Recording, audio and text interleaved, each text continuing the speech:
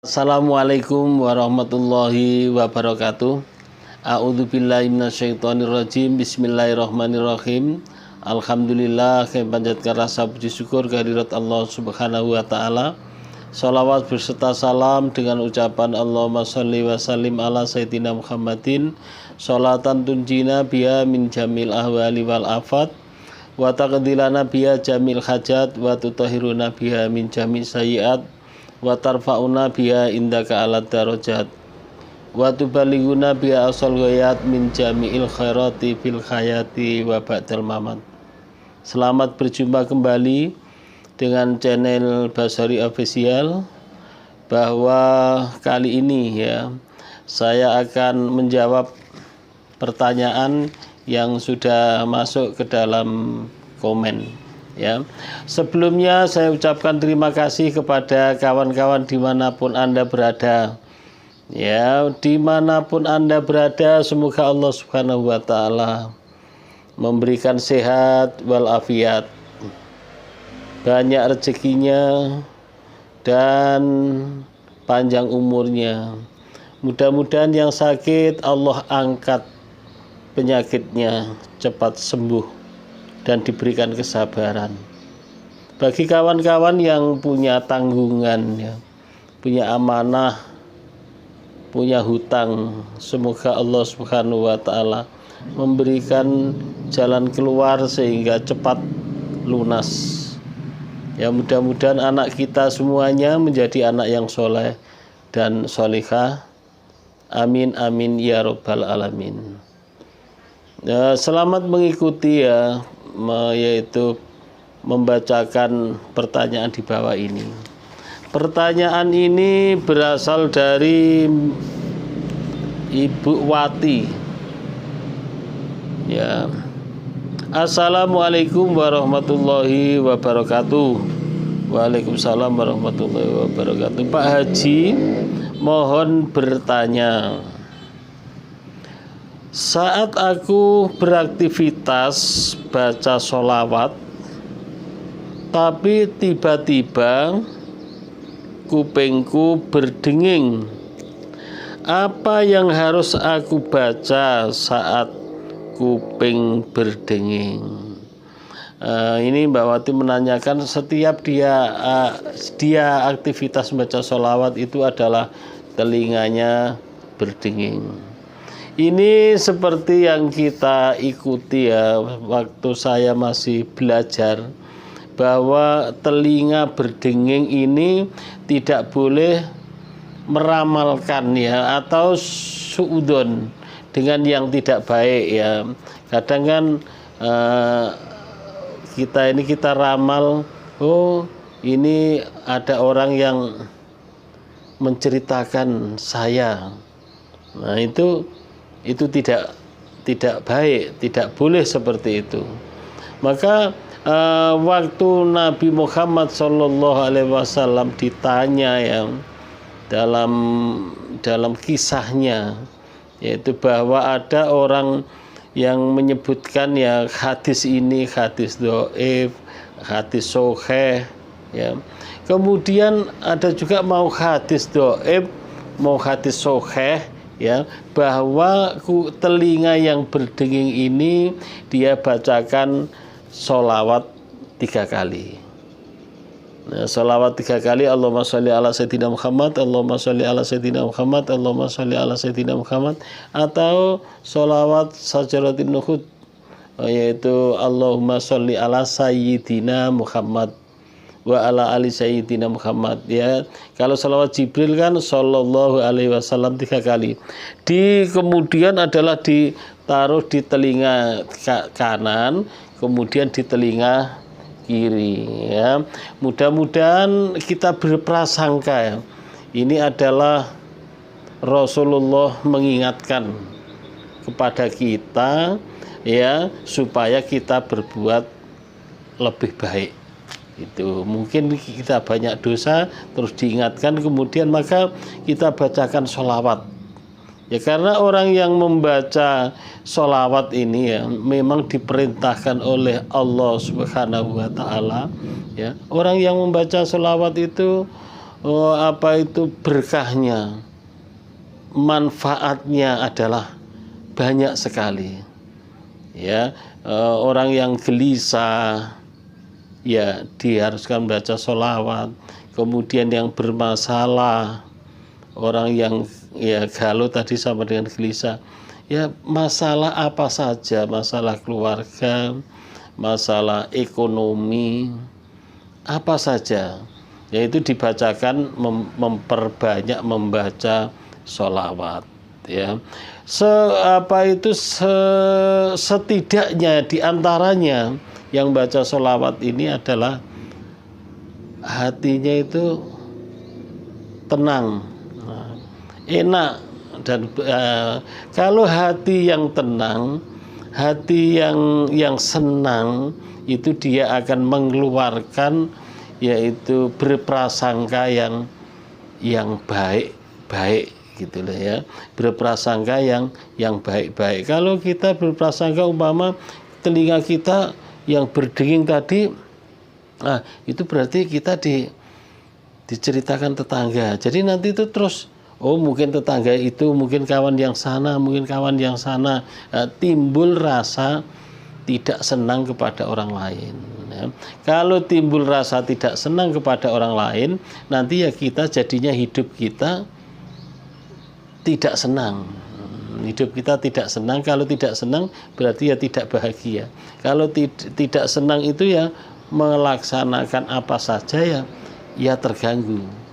Maka kita adalah diharapkan supaya berprasangka yang baik, yaitu membaca sholawat 3 kali, kemudian ditiupkan di telinga kanan, kemudian jadi tidak usah apa itu diartikan yang negatif. Mungkin adalah Nabi Muhammad SAW atau Allah Subhanahu wa Ta'ala mengingatkan kepada kita supaya kita banyak-banyak bersolawat. Itu pertanyaannya saudara Wati ya. Kemudian pertanyaan yang kedua, yaitu ada juga yang menanyakan, waktu saya membacakan testimoni Mbak Suharyatun yang mengamalkan sholawat munjiat mulai 2009, ini ada yang menanyakan ya, berapa kali dan bagaimana caranya. Ya, ini sudah pernah saya sampaikan ya. Kalau sholawat munjiat ini, kalau kita ada masalah yang sifatnya adalah sangat penting ya, sangat penting sekali, itu dibaca sampai 1000 kali sholawat munjiat. Ya, kalau nggak begitu penting ya dibaca tidak ingin terus terkabulkan ya dibacakan 500. Ini diterangkan dalam kitab ya. Nah, itu sholawat munjiat. Terus kemudian adalah bagaimana caranya. Ini kalau sholawat ini boleh kita baca di mana saja. Yang tidak bisa itu kan waktu buang air besar atau buang air kecil, dan waktu makan itu yang tidak bisa. Jadi boleh dibaca di mana saja sambil aktivitas ya, karena Mbak Suharyatun ini ya mengamalkan sholawatnya mulai tahun 2009. Maka dia cerita bahwa yang belum diminta baru dalam hati ya, baru dalam hati dia ingin punya apa gitu, sudah dikabulkan oleh Allah Subhanahu wa Ta'ala. Oleh karena itu yang bertanya ya, berapa dan bagaimana, itulah caranya. Semakin banyak membaca selawat adalah semakin bagus. Nah, semakin apa yang diinginkan, hajat kita adalah dikabulkan oleh Allah Subhanahu wa Ta'ala. Sekali lagi saya sampaikan bahwa saking pentingnya membaca selawat ini, Allah, malaikat itu pun membaca sholawat. Di dalam Al-Quran telah diterangkan, innallaha wa malaikatahu yusholluna 'alan nabi ya ayyuhalladzina amanu shollu alaihi wasallimu taslima. Ya, Allah dan malaikat membaca sholawat, maka orang-orang yang beriman, ini adalah innallaha wa malaikatahu yusholluna 'alan nabi ya ayyuhalladzina amanu shollu alaihi wasallimu taslima. Maka orang-orang itu yang beriman diperintahkan oleh Allah Subhanahu wa taala supaya membaca sholawat. Dan saya garis besari lagi bahwa kalau yang sering kita dengar itu ya seperti Habib Lutfi Al-Idrus itu, apapun masalahnya katanya beres. Tidak mungkin tidak beres kalau kita membaca selawat. Tetapi membaca selawatnya ya jangan kalau ada masalah, ya istiqomah seperti Mbak Suhariyatun itu mulai tahun 2009 istiqomah terus menerus. Ya, dan niat membaca selawatnya itu adalah bahwa ya niat karena Allah. Ya, kita mohon apa yang kita minta dalam doa itu, mohon rezeki kepada Allah, yaitu lantaran, yaitu tawasul kepada Nabi Muhammad Shallallahu Alaihi Wasallam. Ya, jadi doa itu boleh minta apa saja. Ya, dengan jangankan kita membaca selawat, yang tidak membaca selawat saja boleh membaca selawat. Ya, boleh meminta kepada Allah Subhanahu wa taala. Jadi itulah diantaranya dua pertanyaan tadi, yaitu yang pertama telinga yang berdengung. Jadi dia menanyakan tadi, dia menanyakan apa yang kita harus baca apa kalau kuping kita sedang berdengung, itu membaca sholawat. Nah, demikian mudah-mudahan bermanfaat jawaban kita ini, terutama yang bertanya, dan umumnya memberikan motivasi, memberikan inspirasi supaya kita rajin membaca sholawat.